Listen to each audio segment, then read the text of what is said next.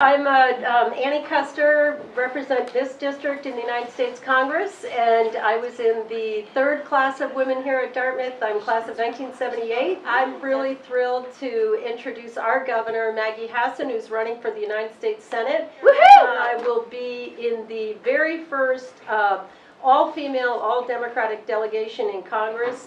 My race comes down to whether we're going to take the New Hampshire way of doing things to Washington. That's when people work together across party lines, as we have here in New Hampshire, to get things done for middle-class families and for small businesses. No matter what Donald Trump said, my opponent said she was voting for him. After he said one outrageous thing after the next, please get out there and vote. I hope you vote for me. This is a critical election. Serving as one of the two United States Senators for New York has particularly focused on expanding economic opportunity for women. Hi everyone, it's great to be here. I was class of '88. I was an Asian Studies major. Please do not underestimate the power of your voices and how powerful you can be. And that's not just at election time, it's all the time. She cares deeply about children and women in poverty and is fighting for women's voices around the globe. She's an incredible advocate and a wonderful mom, Connie Britton. Hi guys, I'm just so excited to be back at Dartmouth, I can't even tell you. Think about what's important to you. When you think about your future, when you think about what job you want, when you think about where you want to live, when you think about who you want your partner to be, when you think about what role you want to play in the world, all of that has to do with this election. And you guys have an opportunity to think about the life that you want. What we have in a democracy is the ability to create our nation. And we do that by voting. We do that by raising our voice, and we do that by voting.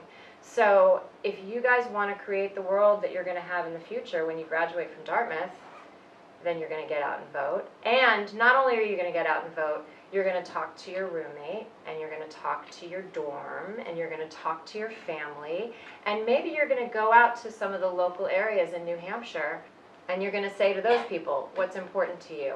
And if you're thinking maybe you just don't even want to be bothered because you're so beleaguered by this election, which by the way I get, but you know, the way I see that is it's really just a challenge. It's a challenge to be reminded about what our values are, and it's a challenge to say, I'm not going to let that become my country. I'm not going to let that become my democracy. So take a risk. Vote. See what happens. See if you actually can create the world that you want. So what can you do to persuade me to consider the other side, vote for the other side? I would just ask you some basic questions. Do you believe in clean air and clean water? Yes. Vote for Democrats. Believe in equal pay for equal work? Yeah. Vote for Democrats. Vote for Maggie. Do you believe in a woman's decision to make choices about when she's having a family, meaning whether she can take contraception that's affordable, and how many children she has in her life? Yes.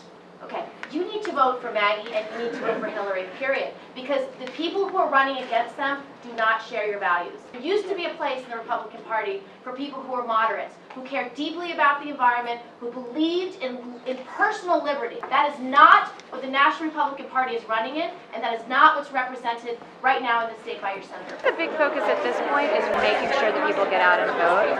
In this election, we can't worry about parties at this point. I was especially impressed by Senator Gellibrand. I really enjoyed what she had to say, and you could see her passion for the Democratic Party. Maggie Hassan, as you talked to, again, our friend who is a conservative, she can talk to really work across party lines, which I think is an important thing to do in Washington. I'm really excited to see what all of these really talented women do in the future.